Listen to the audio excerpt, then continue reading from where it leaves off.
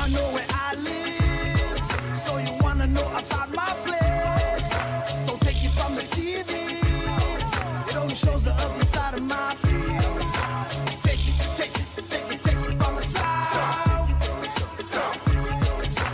Take it from the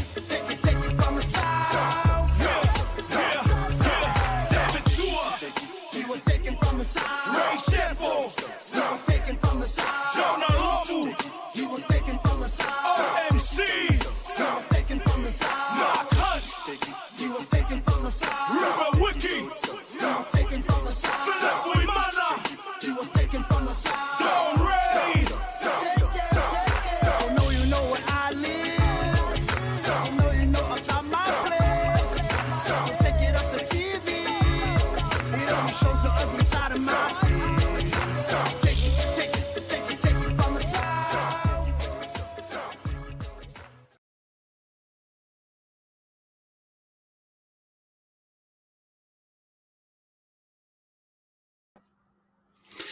And we live, kia ora koutou katoa, ngā mihi nui kia koutou.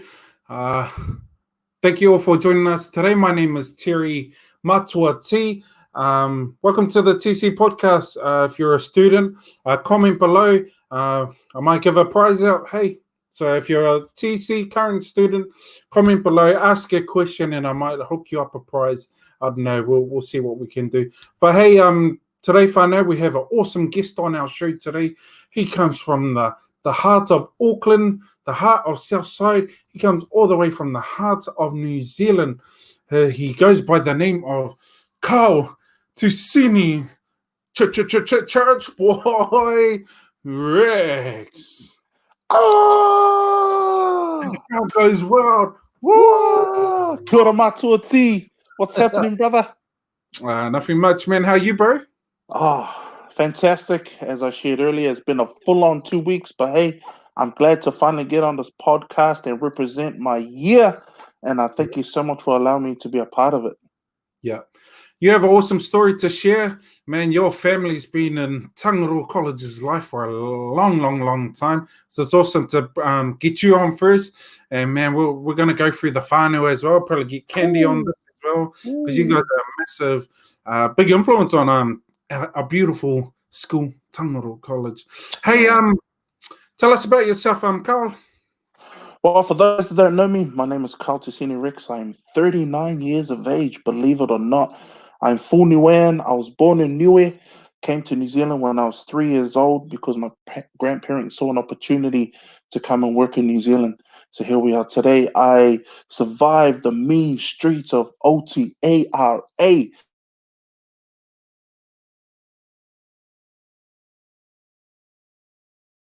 Back in the beautiful wife, I'm married to a Samoan. We have one child together. She has 5 all up, so I've got 4 stepkids. I've currently joined an awesome gym, the very first Muay Thai kickboxing gym in Otara, under the leadership owner of Tutavake Petero, the general at last dance, and it's been a great journey. My career journey has been awesome as well, and hopefully we can share about that during this podcast. So that's just a little bit about me. I don't want to give too much away just yet, because I've still got some gems to give out. Hey, that's awesome, Karl. Quick fire questions. Answer them as you know them. Not too hard. What years did you go to TC? So I started in 1994, so that would have been 3rd form, year 9, and I finished in 1998, which is 7th form, year 13. Man, I was just born in 1994 too. So you're a little bit older than me. So way back. Favorite teacher? Oh, it has to be Miss Fata, hands down. One thing that I sort of got from her is she cared about us. There's a quote from Maya Angelou: "Someone will forget what you did, someone will forget what you say, but you will never forget how they made you feel." And Miss Fata was one of those ladies. Yep, and she's still around to this day. Hard out. Miss Fata. Favorite subject? My favorite subject was art, obviously. Wasn't good at anything else apart from art and sports, but I enjoyed art because I could do it in any other subject. Cool. Intermediate. I went to Ferguson Intermediate, Fergie Bomb. Mahitai. All Gonna is fight. one. And were you the head boy in your year? No, unfortunately not. I'll tell you now, to be honest, I don't think I don't even know who our head boy was during that time. Tangaroa College was really struggling during the early 90s, mid 90s, and late 90s. So we were struggling just to survive, I guess, as a school. And I think, yeah, I think in terms of camaraderie, we just, the kids that went there during those times, we just survived. Yeah, that's true. Like it was known as the prison school, the fighting school way back then. It changed later on in the early 2000s, but yeah, that's true. Forgot about that. Yeah, Um, man. how bad was it back then? Like, It was tough, like I said. Teachers did what they could, but I guess it came down to leadership. It came down to came from the top. So um, we did what we could. There was no such thing. We had uniform, but there weren't the laws of wearing them weren't really applied and strict. So and back then we had no fences. So um, if you had a fight with someone, someone's older brother or someone's older sibling or someone's older cousin would just walk into the school, do what they needed to do, and just take off. So yeah, it was tough. But I'm glad to see where the school has gone now, and it's really picked up. Like you said, from the leadership in 2000, and I think it just continually progressed. I think it went up, then it dipped, and then it's gone back up again because of the massive change we've got now with a, a cool leader, yeah. we've got in the school. No, that's awesome. Honestly, I forgot about those days, like the hard days that TC went through, and it was known for the fighting school. I remember just Mm, hearing about it. I never saw it. Actually, I think my era started changing in the early 2000s, which was good for yeah, me. But yeah, and good for the school because it needed to change. Because if it absolutely. didn't, it would have been pretty pits. But hey, Yeah, is where it is now because it was built on some of those struggles. yeah, Um, yo, awesome, bro. So, again, this podcast is targeted towards our current TC students to learn from our experiences, mine and yours. We have awesome stories. There's a lot of stories out there, and just wanted to hear from you. Ask you some questions about what experience you've been through so they can encourage our kids. So, with that, we'll go on to our first question. No, how about this? How about I show you a photo and you explain who these people yeah. are? There we go. So, what year was this, sir? Oh, that's 1998. That was my Ah, last year of school. yeah. We got Totianga in there, Henry Seaver. What else Yeah, I do we have? think that was just the end of prize giving. Oh, yeah. We were Man, you celebrating.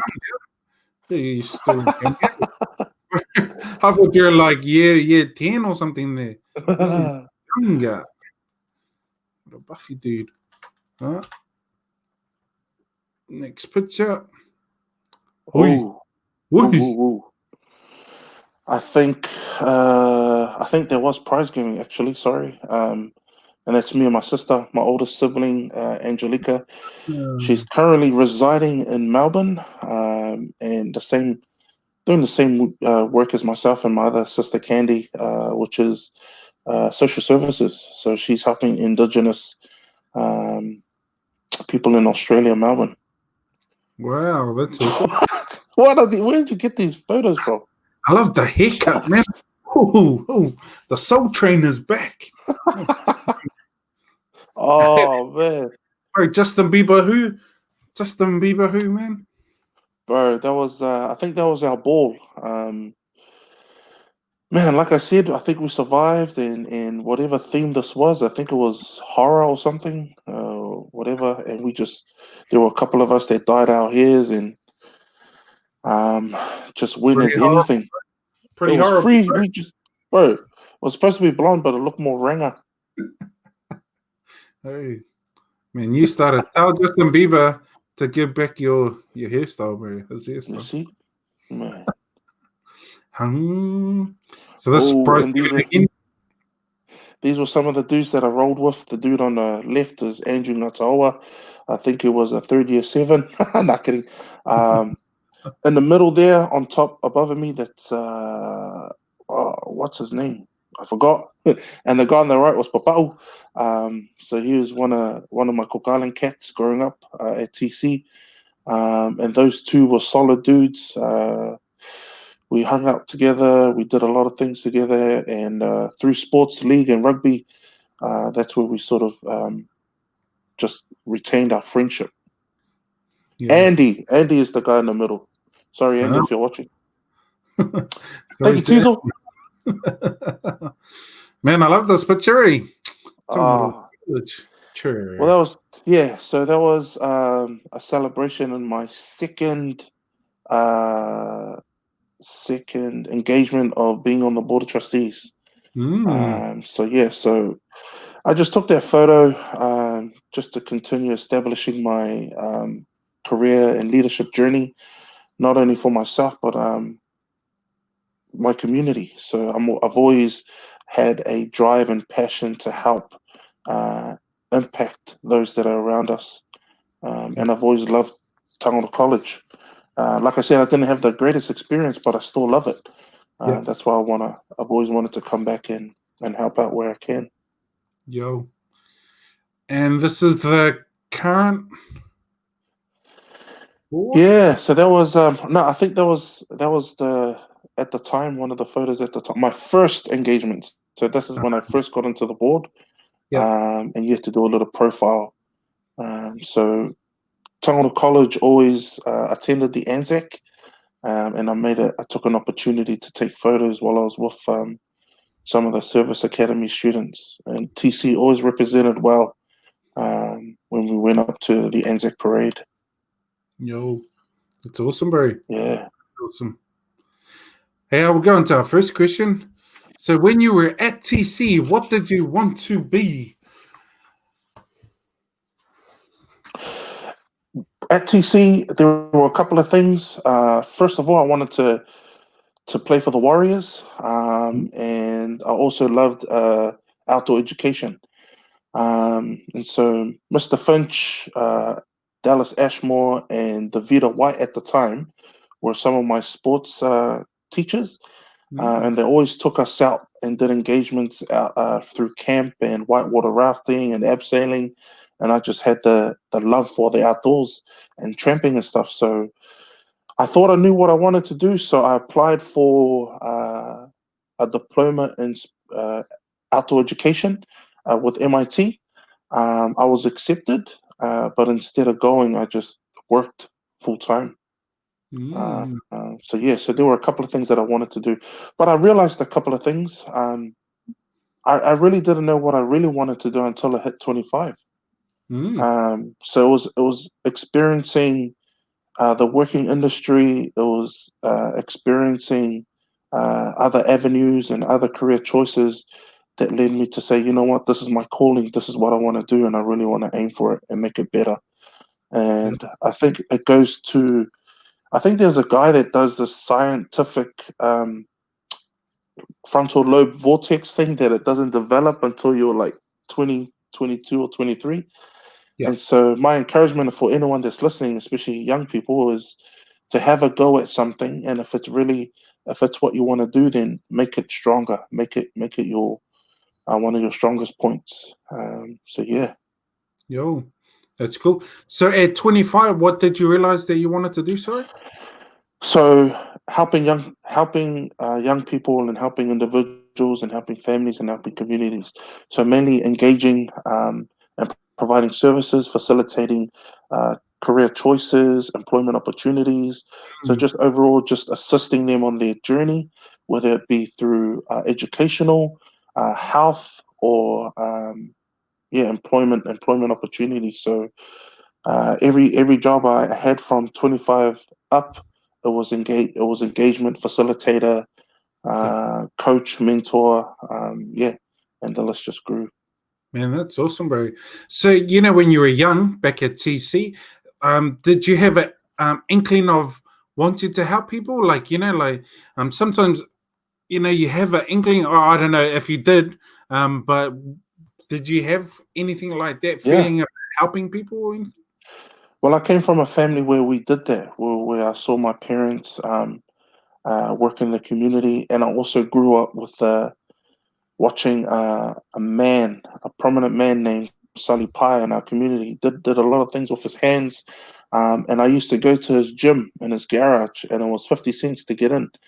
And I used to go there with a couple of friends, and we just saw this man pull out rubbish from the creek, um, get his blowtorch. He'll cut things, put things together, and next thing you know, he's made a go kart, or he's Mm, made a motorbike. And when I saw that, I was like, "Whoa!" So the seed was planted there, and then when I sort of left school, instead of going that route formally, I yeah, did community work. So yeah. I started my first community work back in 1999, faith-based and community-based. So I became a youth leader through church at the Mm, age of 19, and so yep. that's when it grew. And like I said, my career professional journey didn't start until the age of 25. So I made it an opportunity. I made it where I can earn money from helping people Yes. instead of the Yeah. voluntary side. Yeah, because a lot of us, or yeah, a lot of community workers, they do the youth, you know, the youth work. They do the what's it called, the youth work within the church, youth leaders, Yeah, the stuff like that. voluntary. Yeah, the voluntary stuff, and we're all Yeah, passionate that way. And to get paid for it's just extra, and it's better. absolutely. Yeah, It's a but bonus. yeah, but it was always just to do it, regardless of to getting money or Yeah, not. It was always just to do it. So no, so that journey started for you early, but yeah, you didn't start getting paid until 25ish or after that. yeah, yeah. No, that's awesome. So when you left school, what did you do? So when I left school, I worked for a retail chain called Warehouse Stationery. I was there for like about 5 years full time, but I didn't realize it now. But that opportunity allowed me to deal with people, how to Mm, deal with customers, how to serve customers, how to be punctual, how to be turn up to work on time. I had all these responsibilities that allowed me to take on leadership skills. And then after that, I had an opportunity to study for a year. And then I think in 2005, I had an opportunity to travel New Zealand, North and South Island. I joined a band called Y1, where we will go into schools and we'll play cover songs, and we'll invite the kids to come to a concert at the end of the week, whatever town we were in. And yeah, so it was that time was awesome. I also worked in a dairy for 3 months. It was weird because I would be behind the counter. People would walk in and they'll scratch their head and be like, "Bro, where's the Indian dude?" I'm like, "Nah, bro, that's me. What? How can I help you?" I also worked in a factory, mm, um, and like I said, all these things just helped me make those decisions. And then I worked for a private tertiary education called Best Pacific, and I thought I cracked it then because I was getting solid money, I was getting solid income, and I was wearing a shirt and tie. And I thought, "Yo, look, man, I've made it." It's not until I went to Careers New Zealand I worked there for a couple of years and thought I cracked it then because we traveled to Wellington a lot mm, on a day trip or a couple of hours or a couple of days. And on our way back, I will have this dude hold up a plaque with my name on it, uh, for our taxi. And I was going, "Yeah." And I thought, like, yes, I cracked it. And then the role that I'm in now, I get to drive a company vehicle, and that vehicle. Um, I can use for personal use and the weekends and stuff like that. So great opportunities from the decisions that I made from then to where I'm mm, currently now. So I'm glad I did the hard yards, mm. the warehouse, the retail chain, because like I said, it helped me support me to the jobs that I've currently done in the Yeah. past and now. Yeah. And that's the thing is that like you think life will be planned out, it's going to be smooth sailing, you're going to just crack it straight out the school, but it doesn't end up that way. You have to go these other directions to get to your actual direction. Because success doesn't go straight. It goes this way, around, back, and then forward, and then up or down. Yeah, so Yeah. you're right, Jerry. Success is not always how you plan it. Yeah. But those experiences actually make you the better person now. Like, like I look back at my experiences and I know, man, I'm glad I went to the factories when I was back at school. Yeah. Then I knew, Yeah. no, I'm not going that way. There was a wise someone, man, that said, bro, I don't want to see you ever again. And I took those words and I was like, yo, man, because he goes, I have no choice. You do. You're young. I was like, man, thank you. And it's, it's just those experiences there, and you learn as you go. Absolutely. And looking cracking it. Got to work via quick. Petrol, my man.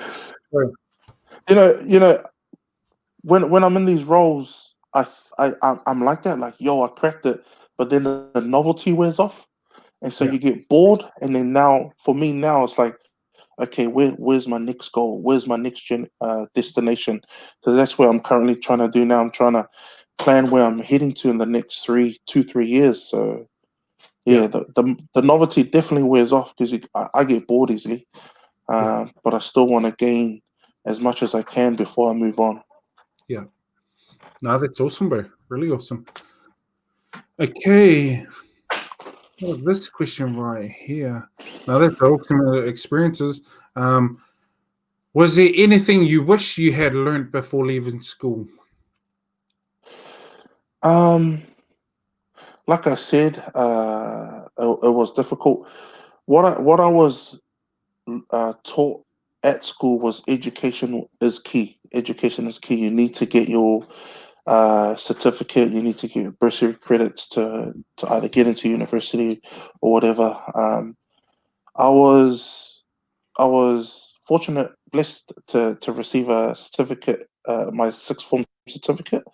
I didn't do well my seventh form, so if I had the opportunity to go back, it would be to really to study and really stick to the subjects that I should have completed while I was in seventh form. Yeah.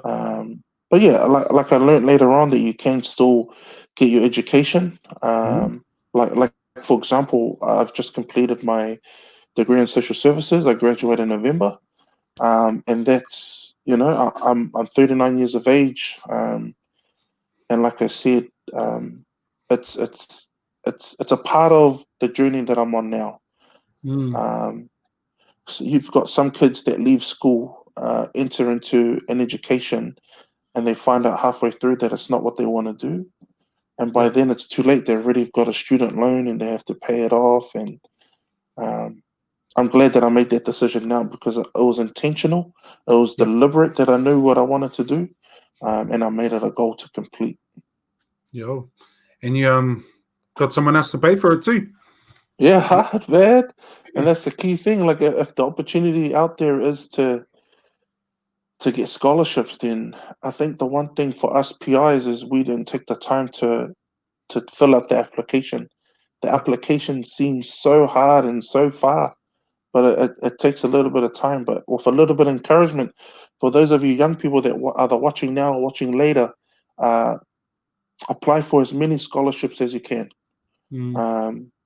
Like you don't know until you get it. So so what's the chances? So take the opportunity. Awesome. How I usually put it across to the kids is like a few hours of work could make you $3,000, $5,000, $10,000. And so it's worth it. And no one gets paid $1,000 an hour or a couple thousand. So that hard work just for a few hours can make you a lot of money. But absolutely. That's up to you. Sure, Terry. No, that's awesome, bro. What are some life hacks or wisdom drops young people or young students should know when they enter the world of life? The three C's of life: choice, chance, and change. We're always going to make a choice. Sometimes the choices that we make will not be the right one, but the choices we make will help us grow into the individual that we need to be. Mm, Chance. We need to take a risk. If we don't take a risk, if we don't take a chance, we won't know what's out there. There's always rules, there's always policies, there's always things that say you can't do it. And there's always someone saying that you can't do it. But you won't know until you try. So you got to take a risk. If there's something that you really want to do, a goal that you really want to achieve, you got to take a risk, especially in schools. So, say mm, for example, if you're in school and someone, a teacher is doing something, you know the answer to the question, but you're afraid to take the risk to put your hand up and say, "I know it," because of the if it's not correct, you feel embarrassed or ashamed. But the key thing is you won't know until you try. So take a risk. And the last one is change. For us to grow, for us to be better, we need to get out of our comfort zone. We need to continue to conform to change. Look at what we currently went through in the last, whoa, mm, 9 weeks. yep, Our whole economic system, our whole nation went through change. yep, We've got people that have lost jobs. We've got people that have lost opportunities, salary reduction. But for our kids, the world of learning now has changed, but we had to make it fit for them and for those that are learning. So change is scary. It is definitely scary, but you need to go through it. It's a part of life. We grow beards, we grow big toes, we grow stomachs. But change is necessary for everyone to grow. So the three C's of life: choice, chance, and change. vote Karl Tusini-Rex. No, that's awesome, bro. Um, yeah, no, that's really encouraging. Hey, taking a chance because you went into the warehousing, you done that warehouse stationary job, and then the retail, what blah, done that. What make you take the chance and go into best training? Because it sounds like that's different from going to best training, Mm. from what you were previously doing. So, what made you take that chance? I'll go back a bit. So traveling New Zealand. So traveling New Zealand, North Island, South Island, that was scary Yeah. because coming from a PI family, we never stepped away from our family for so long. They were just around the corner. They were just uh, a phone call away. But being away from our family for a very long time and out of Auckland, that was scary. So I had to make I had to take a chance to grow as an individual and to become independent.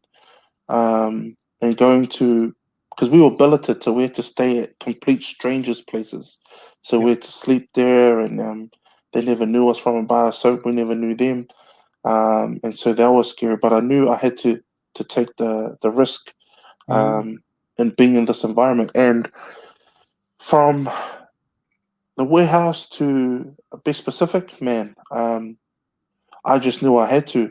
If I wanted to increase my leadership, if I wanted to increase my skill set, if I wanted to gain more money, I needed to make that change. Otherwise, I'll just continue to be in that warehouse and earn this amount of money. Nothing wrong with that, but that's mm, not where I wanted to be. So yep. I've always wanted to grow, and growing comes with pain. Hey, so there's going to be sacrifices that you'll need to make, but uh, it's very important for you to take that chance. Yep. And at the end of it, it'll hopefully be a positive one. Yo, awesome. Hey, there's another C you can add to your three C's if you want to. Four C's Chocolate. is conviction, because you had you had the conviction to do that, to Yeah, step out of your comfort zone and go for that, and that goes alongside the chance stuff. But it's yeah, following your convictions through. Like yeah, sometimes you have conviction, you're like, oh no, no, no, it's all right, and yeah. then you don't follow up. But when you know in Correct. your this is what I have to do. you go chasing and you just Yeah. never know what happens. And yeah, I know. Once you have that conviction, go hard. It has to be deliberate. It has Yeah. to be deliberate. You got to be willing to do it, even when no one else is watching. Mm. You have to be intent, and just make it happen. Because people will shoot you down. They will think there'll be speed bumps along the way. There will be delays, but eventually you'll get there. Yeah. Who is that guy? Do you know that guy? Nah, criminal. Criminal. Locked up. No, that's cool, man. Man, that's awesome. 3 C's. Hey, tell us about what you're doing now if you're working there. So I'm currently in the trades organization. So I'm an account manager. What I do is I support, engage apprentices that are doing their qualification. There will be plumbers, gas fitters, drain layers, roofers, scaffolders. So my goal is to ensure they get their qualification at the end of their studies, and that's my role. There's a whole bunch of things involved in the journey. I go visit them on site. I have to wear my PPE gear when I jump on. I pick up work from them, and my goal is to ensure that they've got a clear communication with the provider. So they are probably working at MIT for their tech work, or another provider, electrical provider in Mount Wellington, and a plumbing, gas fitting, draining provider in East Tamaki. So I make sure the relationship is tight between the apprentice, the employers, our stakeholders, and all the providers. We've got a wraparound support system to ensure all our apprentices achieve. So that's my goal. And that's what the vehicle's for. I have to travel all over the place to ensure that they're achieving what they need to achieve. I'll probably be in Ranui 1 hour, then I have to travel all the way to Orewa, come back to Mangere, probably travel to Pukekohe. The furthest I've been is Morrinsville, Hamilton. So yeah, just an opportunity to travel and not always based in the office. So one thing that I enjoy. Yeah. I remember those days of traveling. You always plan your schedule around those the peak hour traffic and stuff. Or you Hard. have the last appointment out south side somewhere so you can cruise Oh home. man, yeah, The benefits. those Hey, are the good tricks. when you're been there, done there, you know those tricks. Hey, now that's awesome. What you're doing now and helping apprentices and stuff like that. That's important for our kids there, like apprenticeships, to have support and look for the skills, Yeah, or the ITOs to help them achieve yeah, that goal. Because again, more money once you're qualified, but it takes a bit of effort, bit of yeah. time. And Yeah. you're earning while you're learning, because Mm. your apprenticeship is your qualification. You're paying a weekly sum, so you're not getting a student loan to pay it off. So by the time you get your qualification, it's already paid off, and your qualification could cost up to $3,000 to $4,000. And there is assistance. Sometimes your employer can help you, but there's also a initiative from TEC that they've pushed out called Fees Free. I know fees free for the first year in any university or private tertiary is free for the first year, but for all trades, it's 2 years fees free.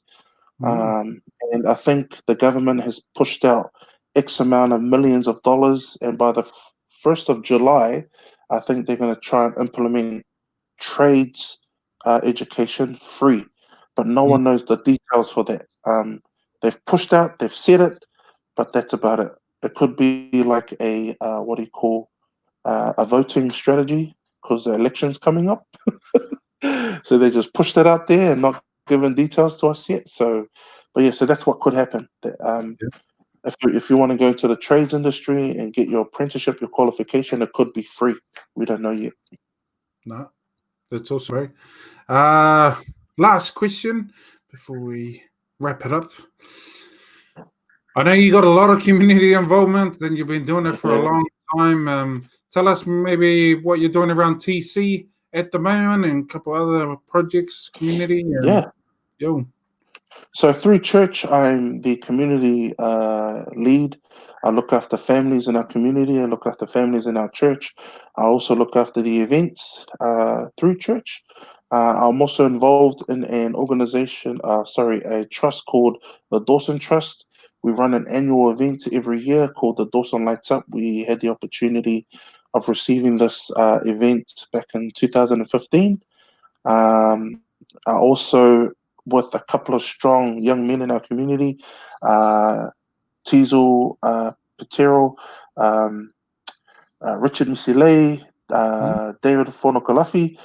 We run a boys club through Tupu Youth Library on a Friday night. We usually start in the second term, and that's been running for about 13, 14 years now.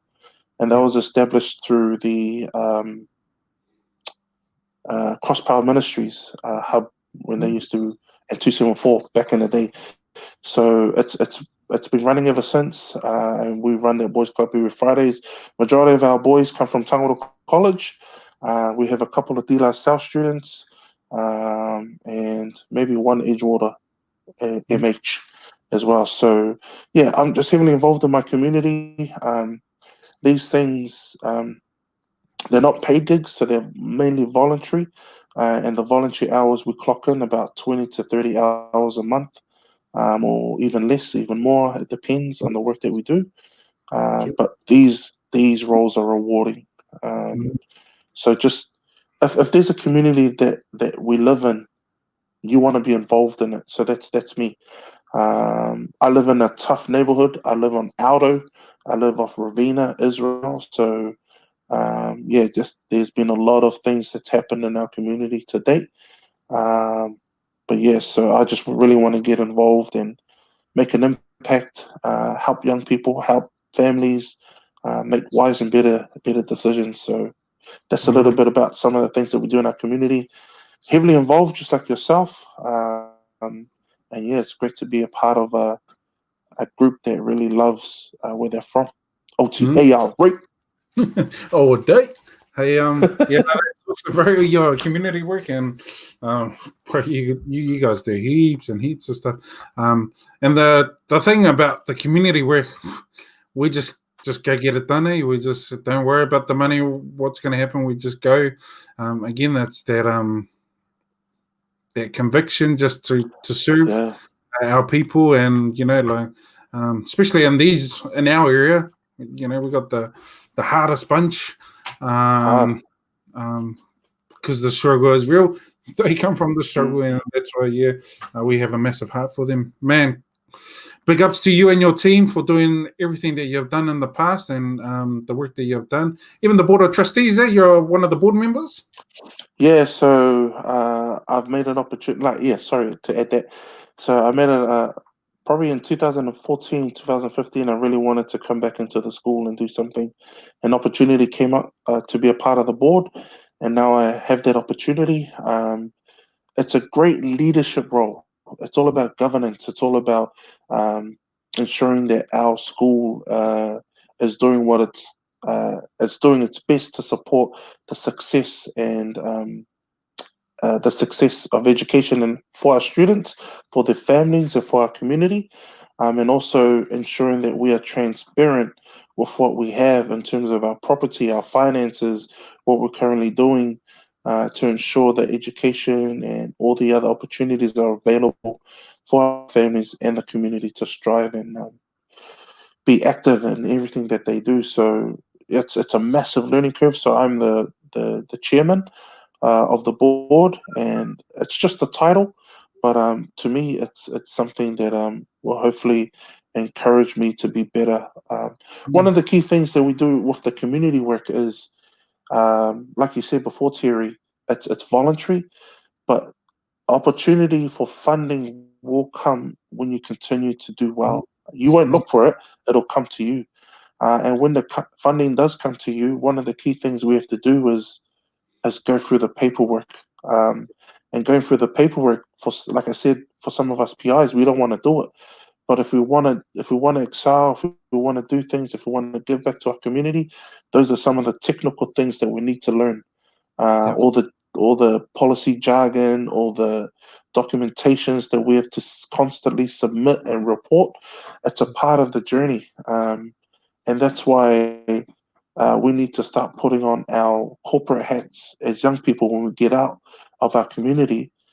Start thinking corporately, Yep. so that we are in those positions, because it is true. Like, we do live in a white community, but we can, as Pacifica, we can have those roles as well. So we just got to learn with all these little things, all these opportunities that we have. Yeah. No, that's cool. And that's the different levels, eh? Like we all initially get started, and it's always the free. We just do whatever we make with whatever we have. We go hundies, doesn't matter. But then the next level to that is actually going through the funding streams.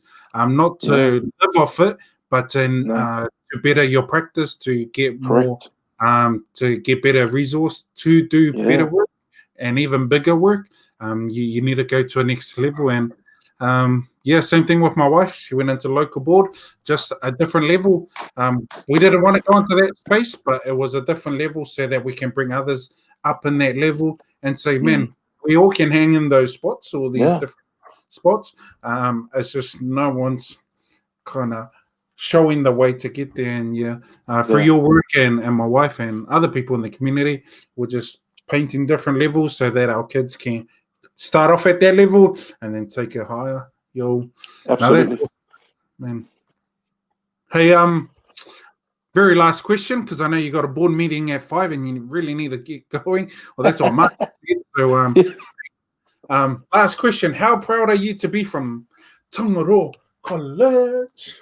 Oh man, I'm totally proud. If I had the opportunity to get all the regalia that TC give, I'll probably wear it, but I can't at the moment because I'm of solid build, and so I'm totally proud of being an ex-boy, of being a son of TC. I remember I had an opportunity to talk with Davida informally about coming and doing some sort of work in the school. But the opportunity of being on the board was where the doors opened. And I also had an opportunity to apply for a role, but I didn't get it, which was okay, because I think the doors and open close for a reason. Your time, my time, anyone's time won't be at that right moment, but there will be an opportunity probably later on. So I'm proud. I'm proud to be from TC. If you were to cut me right now, my blood will be blue. So, New South Wales. yeah. So, Yo, my siblings have come through TC. My cousins have come through TC. I think our first family member was here back in 1984. man. And yeah, it's just, I've also heard people on the podcast saying that TC was their second option. For us, it was never our second option. It was always going to be our first option. And so it's I just love TC, and I'm glad to have you back at the school too, Matuati. It's good to have someone like you, someone very knowledgeable about our community, someone very passionate about our young people, and also to have Matua Mashi continue being a part of the school board. The school itself, and the education for our young people. I remember Matua Mashi when I was third form. He came in a group called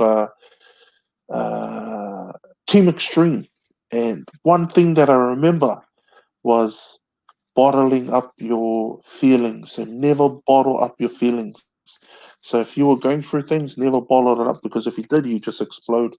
And I think that's why I joined rugby and league, because I took it out on the field. So that was one thing that I learned from Matua Mashi back in the day. I think when he was 16. Yeah, just don't go to the bottle. Free. Don't copy him in that way. Hey, now that's awesome, man. Hey, thank you, Carl, for jumping on our podcast today, man. Definitely a learning experience. Your history definitely speaks to our kids, and I hope that they learn something. Thank you to everyone else that is listening. Any last words, Carl? Oh, no, just thank you so much again, Matua Tiri, for the opportunity. I'm glad that I'm here representing 1994 to 1998, and I'm sure there are a lot of other ex-TC alumni out there that really want to share about their journey. I currently work with a Samoan lady that went to TC back in, I think, the early 80s. And she is a manager within the organization at Skills. So maybe it'll be good to have her jump on, because yeah, it'll be good to hear her story. There's so many educated leaders out there that came from TC. And like, Yep. again, it's good to hear. It'll be good to hear their journey. So yeah, thank you again, Matua T, to Matua Mashi, to the team, to Alice and your team. Well done for the great work that you're currently doing. And this new thing is awesome. Something that we never had in the last probably 5 years of TC. So for you to come on board to start initiating of the support of your colleagues and your team, man, I'm loving it. I'm loving it. So continue to do well, Matua T. And yeah, all the best. Thank you, Carl. Yeah, if you want to be on this podcast, come see me, message me through the careers page. Wherever you've seen this, message me. I'm keen to get a lot of alumni students onto this to share our history, and hopefully the kids can say 5-10 years with hardship, and they can, again, start at higher levels than what we started at. So, yeah, thank you, Carl, for your time. My man. Awesome. Maui.